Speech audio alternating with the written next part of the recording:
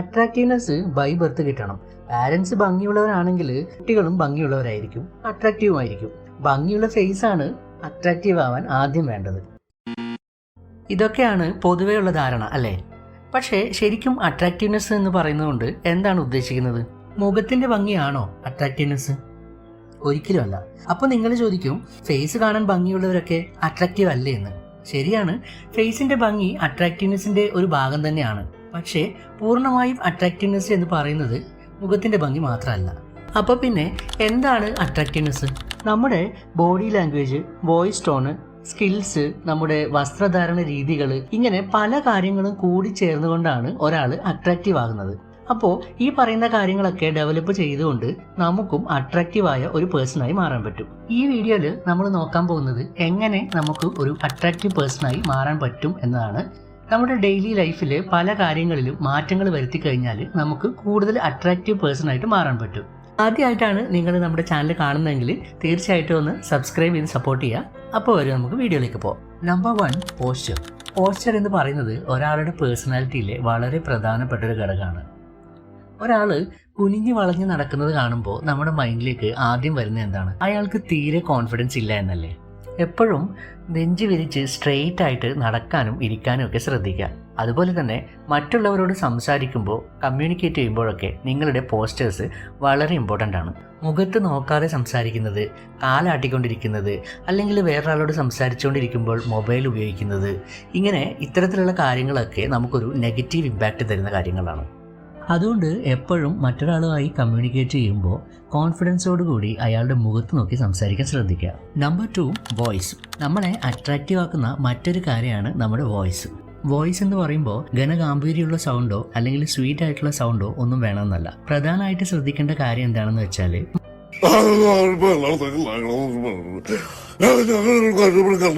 മറ്റുള്ളവർക്ക് മനസ്സിലാകുന്ന പോലെ ക്ലിയർ ആയിട്ട് നമ്മൾ സംസാരിക്കുക എന്നുള്ളതാണ്. കൂടാതെ എവിടെ, എപ്പോൾ, എങ്ങനെ സംസാരിക്കണം എന്നത് ഇമ്പോർട്ടൻ്റ് ആയ ഒരു കാര്യമാണ്. അതേപോലെ ഒഫൻസീവായിട്ട് നമ്മൾ സംസാരിക്കാതിരിക്കുക. ഹമ്പിളായിട്ട് മറ്റുള്ളവർക്ക് മനസ്സിലാകുന്ന പോലെ സംസാരിക്കാൻ ശ്രമിക്കണം. മറ്റൊരു ഇമ്പോർട്ടൻ്റ് ആയ കാര്യമാണ് നമ്മുടെ വോയിസ് ടോൺ. വോയിസ് ടോണ് നമുക്ക് കൂട്ടിയും കുറച്ചുമൊക്കെ നമ്മുടെ വോയിസ് അട്രാക്റ്റീവ് ആക്കാൻ പറ്റും. പ്രസ് ചെയ്ത് സംസാരിക്കേണ്ട കാര്യങ്ങൾ പ്രസ് ചെയ്ത് സംസാരിച്ചും, സോഫ്റ്റ് ആയിട്ട് സംസാരിക്കേണ്ട കാര്യങ്ങൾ സോഫ്റ്റ് ആയിട്ട് സംസാരിച്ചും നമുക്ക് വോയിസ് ടോൺ മാനേജ് ചെയ്യാൻ പറ്റും. ഇങ്ങനെ വോയിസ് ടോൺ മാനേജ് ചെയ്യുമ്പോൾ തന്നെ നമ്മുടെ വോയിസ് ഓട്ടോമാറ്റിക്കായിട്ട് അട്രാക്റ്റീവ് ആകുന്നതാണ്. അതേപോലെ സംസാരിക്കുന്ന സമയത്ത് നമ്മൾ ഒരുപാട് ഫില്ലേഴ്സ് യൂസ് ചെയ്യാതിരിക്കാൻ ശ്രമിക്കുക. ഫില്ലേഴ്സ് എന്ന് പറയുമ്പോൾ ഇങ്ങനെ ആ, ഓ, ഇങ്ങനെയുള്ള കാര്യങ്ങൾ നമ്മൾ പൂർണ്ണമായിട്ടും ഒഴിവാക്കാൻ ശ്രമിക്കുക. ഇതിലൊക്കെ ഉപരി പ്രധാനപ്പെട്ട മറ്റൊരു കാര്യമാണ് ലിസൺ ടു അതേഴ്സ്. നമ്മൾ ഒരുപാട് കലവില സംസാരിക്കുന്നതിന് മുമ്പ് നമ്മുടെ ഓപ്പോസിറ്റ് ഇരിക്കുന്ന ആള് സംസാരിക്കുന്നത് എന്താണെന്ന് ക്ലിയർ ആയിട്ട് കേൾക്കുക. So listen first, then talk. Number 3, styling. ഒരു അട്രാക്റ്റീവ് പേഴ്സൺ ആകുന്നതിൽ സ്റ്റൈലിങ്ങിന് ഒരു പ്രധാന പങ്കുണ്ട്. സ്റ്റൈലിംഗ് എന്ന് പറയുമ്പോൾ ബ്രാൻഡഡ് ഐറ്റംസോ, branded watch, branded shoes, pant, shirt, ഇങ്ങനെയുള്ള സാധനങ്ങൾ വാങ്ങി വെറുതെ കാശ് വേസ്റ്റ് ആക്കുന്നതല്ല. സ്റ്റൈലിംഗ് കൊണ്ട് ഉദ്ദേശിക്കുന്നത് നമ്മൾ പ്രോപ്പറായിട്ട് ഡ്രസ്സ് ചെയ്യുക എന്നുള്ളതാണ്. പ്രോപ്പറായിട്ട് ഡ്രസ്സ് ചെയ്യുക എന്ന് പറയുമ്പോൾ നമ്മൾ ഒക്കേഷൻസിനനുസരിച്ച് ഫോർമൽ ആണെങ്കിൽ ഫോർമൽ ഡ്രസ്സ്, കാഷ്വൽസ് ആണെങ്കിൽ കാഷ്വൽ, അങ്ങനെ നമ്മൾ പ്രോപ്പറായിട്ട് ഒക്കേഷൻസിനനുസരിച്ച് ഡ്രസ്സ്, നല്ല ഡ്രസ്സുകൾ തന്നെ വെയർ ചെയ്യുക എന്നുള്ളതാണ്. പലരും ചെയ്യുന്ന മിസ്റ്റേക്കാണ് ഈ കോമ്പിനേഷൻ ഇല്ലാത്ത കളറുകളുള്ള ഡ്രസ്സുകൾ ധരിക്കുക എന്നുള്ളത്. അതായത് എക്സാമ്പിൾ പറയുകയാണെങ്കിൽ പച്ച ഷർട്ട്, ചുവന്ന പാൻറ്, ഇങ്ങനെയൊക്കെ വിയേർഡായിട്ട് ഡ്രസ്സ് ധരിക്കാതിരിക്കുക. അതൊരു മെയിൻ ഘടകമാണ്. കൂടുതലും ഡാർക്ക് ബോട്ടം വെയർ യൂസ് ചെയ്യുമ്പോൾ ലൈറ്റ് ടോപ്പ് വെയർ യൂസ് ചെയ്യുക. ടോപ്പ് വെയർ ലൈറ്റ് ആണെങ്കിൽ ബോട്ടം വെയർ ഡാർക്ക് ആയിട്ട് യൂസ് ചെയ്യുക. അതേപോലെ തന്നെ ആക്സസറീസ് യൂസ് ചെയ്യുമ്പോഴാണെങ്കിലും നമ്മൾ ഇട്ടിരിക്കുന്ന ഡ്രസ്സിന് ചേരുന്ന ആക്സസറികൾ മാത്രം യൂസ് ചെയ്യുക. അതുപോലെ ഷൂസ് സെലക്ട് ചെയ്യുമ്പോഴും ഒക്കേഷനും നമ്മൾ ഇട്ടിരിക്കുന്ന ഡ്രസ്സിനും ചേരുന്ന ഷൂസ്, ബെൽറ്റ്, ഇങ്ങനെയുള്ള ആക്സസറീസുകളും ചൂസ് ചെയ്യാൻ ശ്രമിക്കുക. അപ്പോൾ തന്നെ നിങ്ങൾ അട്രാക്റ്റീവായ പേഴ്സണായി മാറുന്നത് നിങ്ങൾക്ക് കാണാൻ പറ്റും.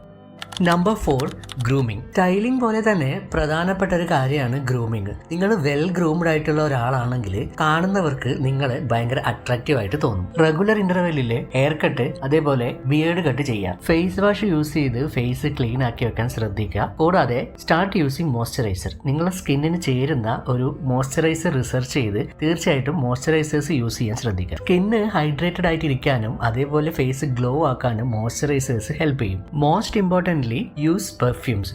മൈൽഡ് ആയിട്ടുള്ള പെർഫ്യൂംസ് യൂസ് ചെയ്യുന്നതും വളരെ ഇമ്പോർട്ടൻ്റ് ആണ്. Number 5, eye contact and expression. മറ്റുള്ളവരോട് സംസാരിക്കുമ്പോൾ ജെന്റിൽ ആയിട്ടുള്ള ഒരു ഐ കോണ്ടാക്ട് കീപ്പ് ചെയ്യാൻ ശ്രദ്ധിക്കുക. Bad eye contact is equal to bad impression. Eye contact പോലെ തന്നെ ഇമ്പോർട്ടൻ്റ് ആണ് എക്സ്പ്രഷൻസും. സോ എപ്പോഴും പ്ലസന്റ് ആയിട്ട് ഇരിക്കാൻ ശ്രദ്ധിക്കുക. Keep a smile always on your face. Number 6, fitness and confidence. നിങ്ങൾ ജിമ്മിൽ പോകാത്തവരാണെങ്കിൽ തീർച്ചയായിട്ടും ജിമ്മിൽ പോയി ബോഡി ഫിറ്റ് ആക്കി വെക്കാൻ ശ്രദ്ധിക്കുക. ഇൻ കേസ് ജിമ്മിൽ പോകാൻ പറ്റാത്തവരാണെങ്കിൽ തീർച്ചയായിട്ടും അറ്റ്ലീസ്റ്റ് നിങ്ങൾ ഹോം വർക്കൗട്ട് ചെയ്ത് ബോഡി ഫിറ്റ് ആക്കി വെക്കാൻ ശ്രദ്ധിക്കണം. കാരണം നല്ല ശരീരം ഉണ്ടെങ്കിൽ മാത്രമേ നിങ്ങൾ അട്രാക്റ്റീവ് ആയിട്ട് തോന്നുള്ളൂ. കൂടാതെ റെഗുലർ ആയിട്ട് എക്സസൈസ് ചെയ്യുമ്പോൾ ഓട്ടോമാറ്റിക്കലി നിങ്ങളുടെ കോൺഫിഡൻസ് ലെവലും ഇൻക്രീസ് ആകും. ബോഡി മെയിൻറ്റെയിൻ ചെയ്യുന്നതോടൊപ്പം തന്നെ നല്ല ഭക്ഷണം കഴിക്കാനും കൂടുതൽ വെള്ളം കുടിക്കാനും തീർച്ചയായിട്ടും ശ്രദ്ധിക്കണം. ബോഡി ഹൈഡ്രേറ്റ് ആയി നിർത്തേണ്ടത് വളരെ അത്യാവശ്യമാണ്. അതുപോലെ തന്നെ ജങ്ക് ഫുഡുകൾ, ഫാസ്റ്റ് ഫുഡ് ഇങ്ങനെയുള്ള കാര്യങ്ങളൊക്കെ തീർച്ചയായിട്ടും ഒഴിവാക്കണം.